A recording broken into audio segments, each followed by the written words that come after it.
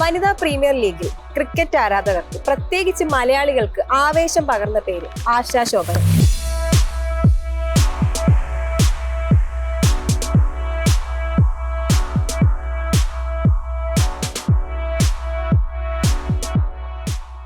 എന്തൊക്കെയുണ്ട് ഇപ്പോഴത്തെ പുതിയ വിശേഷങ്ങൾ? എന്തൊക്കെയാണ് ക്രിക്കറ്റ് ട്രെയിനിങ് ഇതൊക്കെ എങ്ങനെ പോകുന്നു? നല്ല വിശേഷം. നല്ല ഒരു ഭയങ്കര ഇന്റർവ്യൂ ആണ് തന്നത്.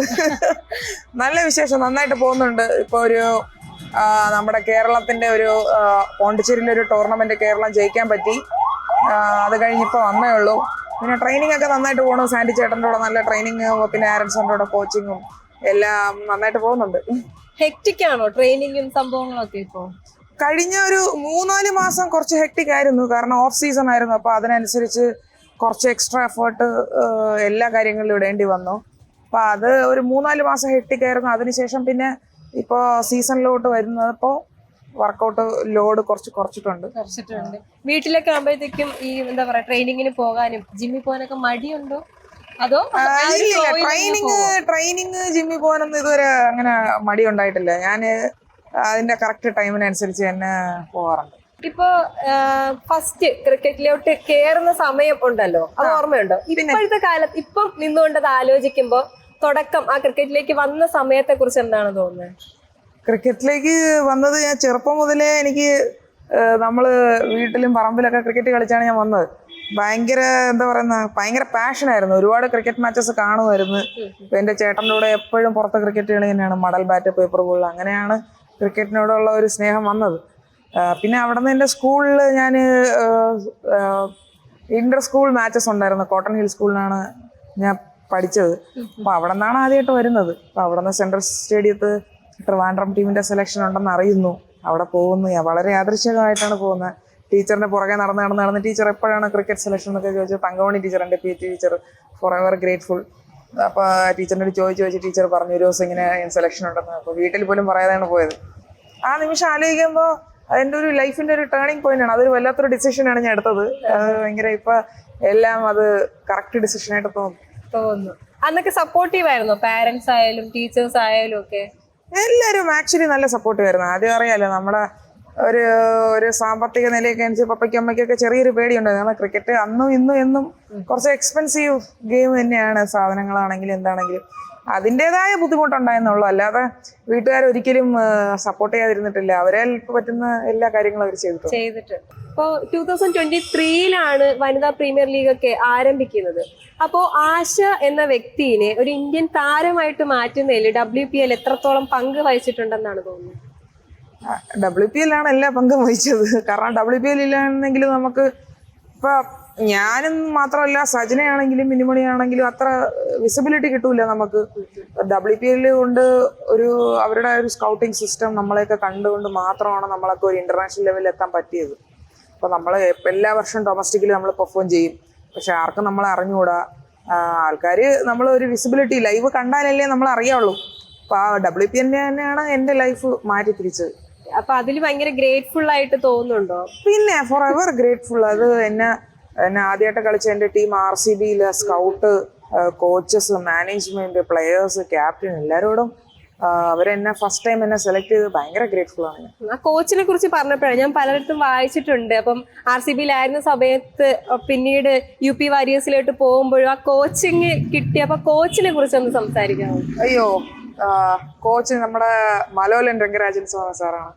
ഭയങ്കര ഞങ്ങൾ തമ്മിൽ ഭയങ്കര കണക്ഷനാണ്. എനിക്ക് എന്താ പറയണത്, മാലോ സാറാണ് എന്നെ ശരിക്കും പറഞ്ഞാൽ ഞാൻ 32-ാമത്തെ വയസ്സിൽ WPL RCBയിൽ വരുമ്പോഴും എനിക്ക് ഇന്റർനാഷണൽ എക്സ്പീരിയൻസ് ഒന്നുമില്ല. പക്ഷെ എന്നെ ആ ഒരു ചുരുങ്ങിയ ടൈം കൊണ്ട് എന്നെ പെട്ടെന്ന് ഗ്രൂം ചെയ്ത് ആ ഒരു എന്താ പറയുന്ന കറക്റ്റ് മെന്റോറിങ് ചെയ്ത് എന്നെ ആ ഒരു ലെവലിൽ എന്നെ എത്രയും കോൺഫിഡൻസ് തന്ന് എനിക്ക് എന്ത് ഓപ്പൺ ആയിട്ട് സംസാരിക്കാൻ പറ്റിയ ഒരു കോച്ചാണ് മാലോ സാർ. ഇപ്പോഴാണെങ്കിലും ശരി, ഞാൻ വിശ്വസിക്കുന്നു എനിക്ക് ക്രിക്കറ്റിന് ഏതെങ്കിലും ടൈമിൽ എനിക്ക് മെന്ററിങ് ആവശ്യമുള്ളപ്പോൾ എനിക്ക് എപ്പോൾ ആണെങ്കിലും വിളിക്കാൻ പറ്റിയ ഒരാളാണ് മാലോ സാർ. അങ്ങനെയുള്ള ഒരു കണക്ഷൻ ഉണ്ട് നമ്മൾ.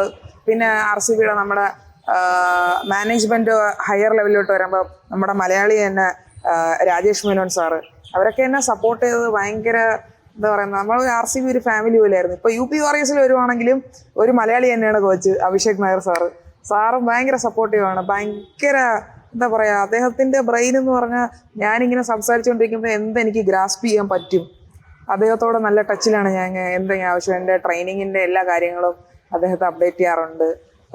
കോൺസ്റ്റന്റ്ലി ടച്ചിലാണ്. അപ്പോൾ ഭയങ്കര ഒരു ഭാഗ്യമാണ് അങ്ങനെയുള്ള ആൾക്കാരുമായിട്ടൊക്കെ നമുക്ക് കമ്മ്യൂണിക്കേറ്റ് ചെയ്യാൻ പറ്റുന്നത്. ഇപ്പോ വനിതാ ക്രിക്കറ്റിന് കിട്ടുന്ന ഒരു ശ്രദ്ധയും ഇമ്പോർട്ടൻസ് ഒക്കെ ഉണ്ടല്ലോ. അപ്പം കുറച്ച് നാള് മുമ്പ് ഉണ്ടായിരുന്ന ആ ഒരു എന്താ പറയാ ആ ഒരു സിറ്റുവേഷനിൽ നിന്നും ഇപ്പം എത്രത്തോളം മാറിയിട്ടുണ്ട്? ഒരുപാട് മാറി. പിന്നെ നമ്മൾ ആക്ച്വലി ഞാൻ കളിക്കാൻ തുടങ്ങിയപ്പോൾ നമുക്ക് ഒരു സപ്പോർട്ടും അധികം ഇല്ലായിരുന്നു. കാരണം നമ്മളപ്പോൾ സെപ്പറേറ്റ് വിമൻസ് ക്രിക്കറ്റ് അസോസിയേഷൻ എന്ന് പറയുന്ന ഒരു ഭാഗമായിരുന്നു. സ്പോർട്സ് കൗൺസിലിൻ്റെ അണ്ടറിൽ വരും. അപ്പോൾ ആരെയും കുറ്റം പറയാൻ പറ്റില്ല. അത്രയും നമ്മൾ ക്രിക്കറ്റ് അത്ര എക്സ്പെൻസീവ് ആയിട്ടുള്ള ഗെയിമാണ്. അപ്പോൾ അതിനായിട്ടുള്ള ആർക്കും ബാറ്റ് ഇല്ല, കിറ്റ് ബാഗ് ഇല്ല. ഒരു ടീം കിറ്റ് ബാഗ് കാണും. ഒരാൾ ഔട്ടായി വന്നിട്ട് അത് പാഡ്സ് എല്ലാം ഊരി കൊടുത്തിട്ടാണ് അടുത്ത ആൾ ബാറ്റ് ചെയ്യാൻ പോകാൻ. അങ്ങനത്തെ ഒരു സിറ്റുവേഷൻ. അവിടെ നിന്ന് BCCI ആയിട്ട് മേർജ് ചെയ്തതിന് ശേഷം ഇപ്പോൾ നമ്മുടെ KCA ഭയങ്കര ഒരു അപ്രിഷ്യേറ്റ് ചെയ്യുന്ന കാര്യമാണ്. എല്ലാ പ്ലെയേഴ്സിനും കിറ്റ് ബാഗ്, അതും നല്ല ബ്രാൻഡഡ് കിറ്റ് ബാഗ്സ്. ആ ടൈമിൽ എനിക്ക് ഓർമ്മയുണ്ട് 2007 MRF, SS, SG പോലുള്ള ബ്രാൻഡുകളാണ് എല്ലാ പ്ലെയേഴ്സിനും മേക്ക് ഷുവർ ചെയ്തേക്ക് എല്ലാവർക്കും കിറ്റ് ബാഗ് ഉണ്ട്, ബാറ്റ് ഉണ്ട്, ബ്രാൻഡഡ് ഐറ്റംസ് ഉണ്ട്. അങ്ങനെ പിന്നെ മാറി നമ്മുടെ പേയ്മെന്റ്സ് കൂടി. ഓരോ ഇപ്പോൾ വിമൻ ക്രിക്കറ്റിലാണെങ്കിലും ഒരു വർഷം എല്ലാ ലെവലും ഇപ്പോൾ അണ്ടർ 16 ഞാൻ കൂട്ടുന്നില്ല, കാരണം അണ്ടർ 16 ആൾ ചിലപ്പോൾ സീനിയർ കളിക്കണമെന്നില്ല. ഇപ്പം അണ്ടർ 19, 23 സീനിയർ ഒരുമിച്ച് കളിക്കുന്ന ഒരു പ്ലെയർ ആണെങ്കിൽ എനിക്ക് തോന്നുന്നു ഒരു വർഷം ഒരു 7 to 8 lakhs അവർ ഏൺ ചെയ്യും. അത് അപ്പോൾ ഒരു ഗേൾ എന്നുള്ള രീതിയിൽ ഒരു 7 to 8 lakh എന്ന് പറയുമ്പോൾ ഒരു വർഷം അവരെ തന്നെ സപ്പോർട്ട് ചെയ്യാനും പറ്റും. അറ്റ് ദ സെയിം ടൈം അവരുടെ ഫാമിലിനെ സപ്പോർട്ട് ചെയ്യാൻ പറ്റും. വലിയൊരു ഫിനാൻഷ്യൽ സ്റ്റെബിലിറ്റി. അത് മാത്രമല്ല KCA ഒരു സ്റ്റൈപ്പൻഡ് ഇൻട്രൊഡ്യൂസ് ചെയ്തിട്ടുണ്ട്. നമ്മുടെ സ്റ്റേറ്റ് കളിക്കുന്ന എല്ലാ ക്രിക്കറ്റേഴ്സിനും ഒരു എമൗണ്ട്, എനിക്ക് എത്രയാണെന്ന് കറക്റ്റായിട്ട് അറിയില്ല, എല്ലാ മാസവും അവരുടെ അക്കൗണ്ടിൽ വരുന്നുണ്ട്. അപ്പോൾ എന്താ പറയുന്ന ഒരു സ്റ്റെബിലിറ്റി അവർക്ക് കിട്ടും. അവർ ക്രിക്കറ്റിൽ മാത്രം ഫോക്കസ് ചെയ്യുക എന്നുള്ളൊരു കോൺഫിഡൻസ് അവർക്ക് കിട്ടും. അല്ലെങ്കിൽ നമ്മൾ അയ്യോ അതും നോക്കണം ഇതും നോക്കണം അങ്ങനെയുള്ളൊരു. അപ്പോൾ ഇവർ ക്രിക്കറ്റിൽ മാത്രം ഫോക്കസ് ചെയ്യാൻ പറ്റും ഒരു ഫിനാൻഷ്യൽ സപ്പോർട്ട് ഉണ്ടെങ്കിൽ. ഇനി ഇപ്പം ആശയുടെ ഒരു പെർസ്പെക്റ്റീവ് ചെയ്ത് വനിതാ ക്രിക്കറ്റിനെ ഇനിയും മുന്നോട്ട് കൊണ്ടുവരാൻ എന്തൊക്കെ കാര്യങ്ങൾ ചെയ്യാൻ പറ്റും? വനിതാ ക്രിക്കറ്റ് കഴിഞ്ഞ വർഷം തന്നെ നമ്മുടെ KCLന്റെ വിമൻ ലീഗിന് നമ്മുടെ കർട്ടൻ റൈസർ ഉണ്ടായിരുന്നു. അപ്പോൾ ഹോപ്പ്ഫുള്ളി ഈ വർഷം ഉണ്ടെന്ന് തോന്നുന്നു. അങ്ങനെ വരുമ്പോൾ ഒരുപാട് ഇപ്പോൾ നമ്മൾ ഉത്തരാഖണ്ഡ് പ്രീമിയർ ലീഗ് കണ്ടു, ഇപ്പോൾ KCAയുടെ കർണാടകയുടെ ലീഗ് കണ്ടു. അതിൽ വിമൻ ഒരുപാട് മാച്ച് നടത്തി. അത് കാണുമ്പോൾ നമുക്ക് ഇമ്പോർട്ടൻസ് എന്ന് വെച്ചാൽ ഒരുപാട് WPL ടീംസിൻ്റെയൊക്കെ സ്കൗട്ട്സ് വന്ന് വിസിറ്റ് ചെയ്യും. ഓരോ പ്ലെയേഴ്സിനെ കാണാം. നമ്മുടെ കേരളത്തിൽ ഇപ്പോഴുള്ള കറണ്ട് ടീം എന്ന് പറഞ്ഞാൽ അത്രയ്ക്ക് സ്ട്രോങ് ടീമാണ്. ഞാൻ ഒരുപാട് പൊക്കി പറയുന്നതല്ല, പക്ഷേ I have 100% faith on this team. ഇപ്പോഴുള്ള ടീമിൽ എനിക്ക് ഭയങ്കര ഫെയ്ത്ത് ഉണ്ട്. നമ്മൾ കപ്പടിക്കാൻ കാലിബറുള്ള ടീം തന്നെയാണ്. അപ്പോൾ അതിൽ ഒരുപാട് യങ്സ്റ്റേഴ്സ് ഉണ്ട്. എനിക്ക് ഒരുപാട് പേര് നെയിം പറയാൻ പറ്റും. ഒരുപാട് നെയിംസ് ഉണ്ട്. നമ്മൾ ചിലപ്പോൾ WPL ഈ വർഷം കാണാൻ പറ്റും. അപ്പോൾ ഈ എന്താ പറയുന്ന ഈ പ്രീമിയർ ലീഗ്സ് വിമന് വരേണ്ടത് വളരെ ഇമ്പോർട്ടൻ്റ് ആണ്. അതായിരിക്കും മെയിൻ നമുക്ക് WPLലോട്ട് വരേണ്ട സ്കൗട്ട്സ് ഒക്കെ കാണാനും പല സിറ്റുവേഷനിൽ അവരെങ്ങനെ കളിക്കും എന്നൊക്കെ അറിയാനും പറ്റും. WPLലോട്ടുള്ള ഒരു ചുവട്ടുപടിയായിരിക്കും. പിന്നെ WPL പെർഫോം ചെയ്ത് ഉറപ്പായിട്ട് ഇന്റർനാഷണൽ കളിച്ചിരിക്കും. അത് അങ്ങനെയാണ്. ഫസ്റ്റ് വന്നപ്പോഴത്തേക്ക് ഇപ്പൊ നമുക്ക് പാഷൻ ഉണ്ട്, അതിന് അത്ര കോൺഫിഡൻസ് ഉണ്ട്, ഒക്കെ ഉണ്ട്. അപ്പൊ വന്നപ്പം ഉള്ള സമയത്ത് ഫേസ് ചെയ്ത ഏറ്റവും വലിയ സ്ട്രഗിൾ എന്തായിരുന്നു? ഈ ഒരു ഇതിനകത്തേക്ക് വരുമ്പോഴത്തേക്ക് സ്ട്രഗിൾ എക്യുപ്മെന്റ്സ് ഒന്നും ഇല്ല എന്നുള്ള ഒരു ഷൂ പോലും ഇല്ലായിരുന്നു. അത് തന്നെയായിരുന്നു ഏറ്റവും വലിയ സ്ട്രഗിള്. ആ സമയത്ത് ഞാൻ ഭയങ്കര ലക്കി ആയിരുന്നു. എനിക്ക് നല്ല സീനിയേഴ്സ് അടുത്തുണ്ടായിരുന്നു, എൻ്റെ കോച്ചസ് ഉണ്ടായിരുന്നു. ഈ പാരന്റ്സ് സാറൊക്കെ ആണെങ്കിൽ എനിക്ക് ഒരാഴ്ചത്തേക്കുള്ള വണ്ടിക്കൂലിയൊക്കെ തരും. ചില സമയത്ത് പ്രാക്ടീസിന് പോകാറില്ല, ബസ് ഫെയർ ഒന്നും ഇല്ലാത്തതുകൊണ്ട്. അപ്പോഴൊക്കെ പാരന്റ്സ് സാർ ഞാൻ ചോദിക്കാറില്ല, പക്ഷെ സാറ് എന്നെ മനസ്സിലാക്കി ബസ് ഫെയർ ഒക്കെ തരും. പിന്നെ എനിക്ക് നല്ല സീനിയേഴ്സ് ഉണ്ട്, രശ്മി ചേച്ചി, ദീപ ചേച്ചി, വിലാസിനി ചേച്ചി, എൻ്റെ ഫസ്റ്റ് ക്യാപ്റ്റൻ. ചിലപ്പോൾ നിങ്ങൾക്ക് ആർക്ക് പറഞ്ഞുകൂടായിരിക്കും, കേരള വിമൻ ക്രിക്കറ്റിൽ വൺ ഓഫ് ദ ബെസ്റ്റ് പ്ലെയേഴ്സാണ് ഞാൻ കണ്ടിട്ടുള്ളത്. വിലാസിനി നായർ കേരളത്തിൻ്റെ ക്യാപ്റ്റനായിരുന്നു ഞാൻ ആദ്യമായിട്ട് കളിച്ചപ്പോൾ. നമ്മളെ ഇന്ത്യ ബിക്കൊക്കെ കളിച്ചിട്ടുള്ള പ്ലെയറാണ്, പക്ഷെ ഇവിടെ ആർക്കും അങ്ങനെ അറിയില്ല. വൺ ഓഫ് ദ എന്താ പറയുന്ന ഒരു ഭയങ്കര ഹിറ്റിംഗ് കപ്പാസിറ്റി ഉള്ള ബാറ്ററാണ്. അപ്പോൾ അവരുടെയൊക്കെ ഒരുപാട് അഡ്വൈസസ് എനിക്ക് കിട്ടിയിട്ടുണ്ട്, അവരുടെയൊക്കെ ഗൈഡൻസ് കിട്ടിയിട്ടുണ്ട്. അപ്പോൾ അതുകൊണ്ട് എന്താ പറയാ, ഭയങ്കര ലക്കി ആയിരുന്നു. അവരുടെ സാധനങ്ങൾ തന്നെ ഉപയോഗിക്കാനും പറ്റാറുണ്ട്. അത് ഭയങ്കര എന്താ പറയുന്ന ഒരു ലക്കി ഫാക്ടറായിട്ട് തോന്നി. പിന്നെ നമുക്ക് ആ ടൈമിലാണ് പറയുന്നത്, ഞാൻ തുടങ്ങിയ സമയത്ത് നമുക്ക് കേരളത്തിൽ അധികം നമുക്ക് ടർഫ് വിക്കറ്റ്സ് ഒന്നും ഇല്ലായിരുന്നു. അധികം ഗ്രൗണ്ട്സ് നമുക്ക് എടുത്ത് പറയാനും മാച്ചസ് കളിക്കാനും. അപ്പോൾ നമ്മൾ പുറത്ത് പോയി നേരെ ടർഫ് വിക്കറ്റിൽ കളിക്കുമ്പോൾ കുറച്ച് പാടുണ്ടായിരുന്നു. പക്ഷെ ഇപ്പോൾ നോക്കുമ്പോൾ എല്ലാ ഡിസ്ട്രിക്റ്റിലും 1-2 ടർഫ് വിക്കറ്റുള്ള ഇന്റർനാഷണൽ ലെവലിൽ മാച്ച് നടത്താൻ പറ്റുന്ന ഗ്രൗണ്ട്സ് ഒക്കെ ഉണ്ട്. അപ്പോൾ അതിലാണ് ഇപ്പോഴുള്ളവർ പ്രാക്ടീസ് ചെയ്യുന്നത്. അപ്പം നമ്മളൊക്കെ മണ്ണിലും അല്ലെങ്കിൽ മാറ്റിംഗ് വിക്കറ്റിലും മാത്രമേ പ്രാക്ടീസ് ചെയ്തിട്ടുള്ളൂ. ഇപ്പോൾ ഉള്ളവർ നേരെ പ്രാക്ടീസ് ചെയ്യുന്നത് തന്നെ ടർഫ് വിക്കറ്റിലാണ് പോയി ബോൾ ചെയ്യുന്നത്. ഒരു ടർഫ് വിക്കറ്റിൽ പോയി എന്നും ബോൾ ചെയ്തിട്ട് മാച്ചിൽ പോയി ബോൾ ചെയ്യണതും എന്നെ പോലെ മാറ്റിംഗ് വിക്കറ്റിൽ മാത്രം ബോൾ ചെയ്ത് ഞാൻ മാറ്റിംഗ് വിക്കറ്റിൽ എറിയുമ്പോൾ എറിയുന്നു ബൗൺസ് ഇത്രയും വരുന്നു. അപ്പം ഞാൻ എന്നെ തന്നെ അമ്മ എന്തൊരു ബോളിങ്, ടർഫ് വിക്കറ്റിൽ നോക്കുമ്പോൾ ബോൾ ചെയ്തിട്ട് ഇവിടെ വരുള്ളൂ. അപ്പോൾ അതിൻ്റെതായ വ്യത്യാസമൊക്കെ ഉണ്ടായിട്ടുണ്ട് ആദ്യം. ഇപ്പൊ അങ്ങനെയൊന്നുമില്ല, ഇപ്പൊ ഭയങ്കര നല്ല രസമായിട്ട് പോകുന്നു. ഇപ്പം ക്രിക്കറ്റ് മാറ്റി നിർത്തുവാണെങ്കിൽ ആശാ ശോഭന എന്ന വ്യക്തിക്ക് കൂടുതൽ ടൈം സ്പെൻഡ് ചെയ്യുന്നത് എവിടെയാണ്, എങ്ങനെയാണ്, അല്ലെങ്കിൽ വേറെ എന്തൊക്കെയാണ് ഹോബീസ്? എൻ്റെ മെയിൻ ഹോബീസ് എന്ന് പറഞ്ഞാൽ എൻ്റെ ഡോഗ്സുമായിട്ട് ഞാൻ ടൈം സ്പെൻഡ് ചെയ്യണതാണ്. പിന്നെ എൻ്റെ നീസ്, നെഫ്യൂ, അമ്മ, പപ്പ, സിസ്റ്റർ ഇൻ ലോ, ബ്രദർ, അവരോടൊക്കെ ടൈം സ്പെൻഡ് ചെയ്യണതാണ് എൻ്റെ ഹോബി.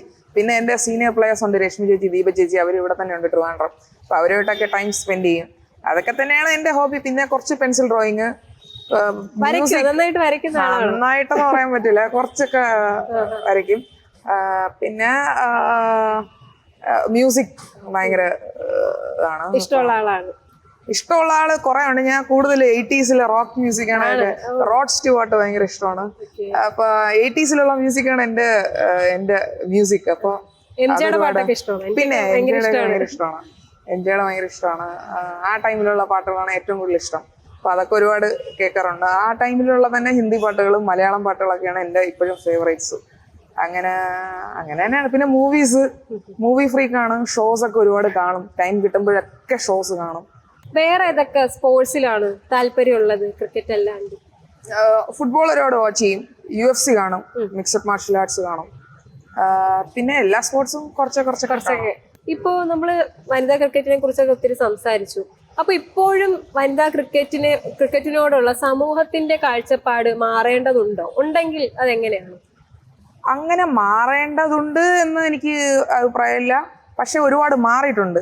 അതിൽ ഞാൻ ഭയങ്കര ഹാപ്പിയാണ്. അതൊരു പ്രോസസ്സല്ലേ. അത് എന്താ പറയുക, നമ്മളിപ്പോൾ ഒരു ഫെയിമിലോട്ട് വരുന്നേ ഉള്ളൂ. ഇപ്പോൾ ഇന്ത്യ വേൾഡ് കപ്പ് എടുത്തതിന് ശേഷമാണെന്ന് തോന്നുന്നു ഒട്ടുമിക്ക ആൾക്കാർക്കും ഓരോ പ്ലെയേഴ്സിനും. ഇപ്പോൾ ഒരു അമൻജോത് കൗർ എന്ന് പറയുമ്പോൾ നമുക്ക് ഇന്ത്യ വേൾഡ് കപ്പ് എടുക്കുന്നതിന് മുമ്പേ അങ്ങനെ ഫേമസ് ഒന്നും അല്ലായിരുന്നു, ആർക്കും അങ്ങനെ അറിയാം. പക്ഷെ ആള് ഒരു മാച്ച് തന്നെ അടിച്ച് ജയിപ്പിച്ച് ഇന്ത്യയെ വേൾഡ് കപ്പിൽ. അപ്പോൾ അതിനുശേഷം അമൻജോത് കൗർ എന്ന് പറയുമ്പോൾ ഇപ്പോൾ ഒട്ടുമിക്ക എല്ലാ മലയാളികൾക്കും ഒരു അറിയാം ആരാണ്. അപ്പോൾ ആ ഒരു പ്ലെയർ ഒരു ഫെയിമിലോട്ട് എത്തിയത് നമ്മളെ ഇന്ത്യ വേൾഡ് കപ്പ് എടുത്തുകൊണ്ടാണ്. ഇപ്പോൾ എല്ലാ ഗെയിമിൻ്റെയും ഒരു എന്താ പറയുന്ന ഒരു പീക്കിൽ ആ രാജ്യത്ത് അത് അത്രയും ഫേമസ് ആവണമെങ്കിൽ നമുക്കൊരു മേജർ ട്രോഫി വേണം. അത് വിമൻ ക്രിക്കറ്റിന് ഇപ്പോഴാണ് വന്നത്. ഇപ്പം നമ്മളെ ഇന്ത്യ വേൾഡ് കപ്പ് എടുത്തതിന് മുമ്പ് ഇന്ത്യൻ ക്രിക്കറ്റ് അങ്ങനെ വലിയ ഫേമസ് ഒന്നും അല്ലായിരുന്നു. പക്ഷെ ഇപ്പൊ വിമൻ ക്രിക്കറ്റ് 2000 ഈ ടൈമിലാണ് വേൾഡ് കപ്പ് എടുത്തത്. അപ്പൊ ഇതിന് അങ്ങോട്ട് ഭയങ്കര പിന്നെ ഭയങ്കര ഡ്രാസ്റ്റിക്കലി ചേഞ്ച് ആകും തന്നെയാണ് എൻ്റെ ഒരു വിശ്വാസം. ഓക്കെ. അപ്പൊ നമ്മള് കേട്ടിട്ടുണ്ട്, ഇപ്പൊ എന്താ പറയാ, മലയാളികളുടെ ഒരു പ്രാതിനിധ്യം. അപ്പം മിന്നു, സജ്ന, ആശ, നിങ്ങളുടെ ഒരു മലയാളി കൂട്ടായ്മ എങ്ങനെയാണ്? ഇപ്പം ടീമായിട്ടൊക്കെ പോകുമ്പോഴത്തേക്ക് എങ്ങനെയാണ് നിങ്ങൾ എങ്ങനെ ടൈം സ്പെൻഡ് ചെയ്യുന്നത്? നമ്മള് ഭയങ്കര കമ്പനിയല്ലേ. ഇപ്പൊ മിന്നു ആണെങ്കിലും സജ്ന ആണെങ്കിലും അവർ രണ്ടുപേരും എന്റെ ക്യാപ്റ്റൻസിൽ കളിച്ച പിള്ളേരാണ്. അപ്പൊ എനിക്ക് അവരെ ചെറുപ്പം മുതലേ തന്നെ കാണാനുള്ള ഭാഗ്യം ഉണ്ടായിട്ടുണ്ട്. അവര് രണ്ടുപേരും എക്സ്ട്രാ ഓർഡിനറി ടാലൻസ് ആണ്. അവരെനിക്ക് കണ്ണ് പൂട്ടി വിശ്വസിച്ച് ഞാൻ ക്യാപ്റ്റൻസി ചെയ്യുമ്പോൾ എവിടെ വേണമെങ്കിലും ഫീൽഡ് ചെയ്യണം, എപ്പോൾ വേണമെങ്കിലും ബോളിങ്ങിന് കൊണ്ടുവരാം, എപ്പോൾ വേണമെങ്കിലും ബാറ്റിങ്ങിന് വിടാം. അങ്ങനെയുള്ള രണ്ട് പിള്ളേരാണ്. അപ്പോൾ സജിനെയും ഞാനും ഒരുമിച്ചാണ് ഡെബ്യൂ ചെയ്യുന്നത് ബംഗ്ലാദേശിൽ. അപ്പോൾ നമ്മൾ എപ്പോൾ കണ്ടാലും ഭയങ്കര നമ്മൾ തമ്മിൽ ഭയങ്കര കണക്ഷൻ ഉണ്ട്. ഒരു നല്ലൊരു ഫ്രണ്ട്ഷിപ്പാണ്. 3 പേര് ഒരുമിച്ച് കളിക്കുമ്പോൾ അതൊരു വല്ലാത്തൊരു ഫീലാണ്. പ്രത്യേകിച്ചും നമ്മുടെ നാട്ടിൽ നിന്ന് വരുമ്പോഴത്തേക്കുള്ള അതിന്റെ വേറെ ആയിരിക്കും. അതെ. പിന്നെ ഇപ്പോ RCBയിൽ കളിച്ചോണ്ടിരുന്നപ്പോഴും UP Warriors കളിച്ച സജു ഞാൻ മുംബൈ ഇന്ത്യൻസിനോടെ കളിക്കുമ്പോൾ നമ്മള് ഭയങ്കര ഞാനും അവളും അങ്ങോട്ടും മാച്ച് കണ്ടൊക്കെ മലയാളം പറയാറുണ്ട്. ഒരുമിച്ച് കണ്ട സ്വപ്നം അങ്ങോട്ടും ഇങ്ങോട്ടൊക്കെ നമ്മൾ മലയാളത്തിലാണ്. എന്തോന്ന് ഞാൻ ഭയങ്കര തിരുവനന്തപുരം ഭാഷയാണ്. ഇപ്പൊ സജിന് എന്നെക്കാളും തിരുവനന്തപുരം ഭാഷയാണ്. എന്ത് എന്നൊക്കെയാണ് പറയുന്നത്. ഭയങ്കര രസമാണ്. നിങ്ങൾ എന്തെങ്കിലും ഭാഷയൊക്കെ പഠിപ്പിച്ചിട്ടുണ്ടോ മറ്റു ടീമേഴ്സിനെ? പിന്നെ സജിന ഞാൻ പറയുന്നില്ല. ഓക്കെ, സജിന കുറെ ഹർമനെ കുറെ മലയാളം പഠിപ്പിച്ചിട്ടുണ്ട്, എനിക്ക് പറയാൻ പറ്റും. ഇപ്പൊ എന്താ പറയാ, നമ്മൾ ഈ ഇടയ്ക്ക് ഈ സോഷ്യൽ മീഡിയയിലൊക്കെ കണ്ടൊരു ട്രെൻഡ് നമുക്ക് ഇതൊക്കെ വെച്ചിട്ട്, അതായത് ഇപ്പോൾ ഉള്ള ആശാ ശോഭന കുട്ടിയായിരിക്കുമ്പോൾ ആശാ ശോഭനയെ ഇപ്പൊ കാണുമ്പോ എന്തായിരിക്കും പറയുക? ഓ ആശ അടിപൊളിയാണ്. കുറെ പറയാനുണ്ട്. പക്ഷേ എനിക്ക് ഒറ്റ കാര്യം എനിക്ക് ഇപ്പൊ ഇങ്ങനെ ഞാൻ ഇങ്ങനെ തിരിഞ്ഞു നോക്കുമ്പോ എന്ത് വന്നാലും ഞാൻ ഗിവപ്പ് ചെയ്തില്ല. എനിക്ക് എന്നെ തന്നെ എൻ്റെ ദൈവം എൻ്റെ കൂടെ നിന്ന് എൻ്റെ വീട്ടുകാരും എല്ലാം എന്നെ സപ്പോർട്ട് സിസ്റ്റം എൻ്റെ കൂടെ ഉണ്ടായിരുന്നു. മെയിനായിട്ട് ഞാൻ വിശ്വസിക്കുന്ന ജീസസ് ക്രൈസ്റ്റ് എൻ്റെ കൂടെ ഉണ്ടായിരുന്നു. ഞാൻ ഭയങ്കരമായിട്ട് വിശ്വസിക്കുന്നത്. അതുകൊണ്ട് മാത്രമാണ് ഞാൻ ഒരിക്കലും ഗിവപ്പ് ചെയ്യാത്തത്. അല്ലെങ്കിൽ ചിലപ്പോൾ ഒരു 32 വയസ്സൊക്കെ ആയപ്പോൾ ഞാൻ വിചാരിച്ചേനെ ഇനി എന്തിനാണ് കളിക്കുന്നത്. പക്ഷെ എന്തോ ഒരു ശക്തി ദൈവം എൻ്റെ അടുത്ത് ഇങ്ങനെ പറഞ്ഞുകൊണ്ടിരിക്കുന്നത് ഇല്ല, പറ്റും എന്നുള്ള ഒരു ഇത് എൻ്റെ ചെവിയിൽ എപ്പോഴും വന്നുകൊണ്ടിരുന്നു. അതാണ് എന്നെ പിന്നെയും തുടർന്ന് കളിപ്പിച്ചത്.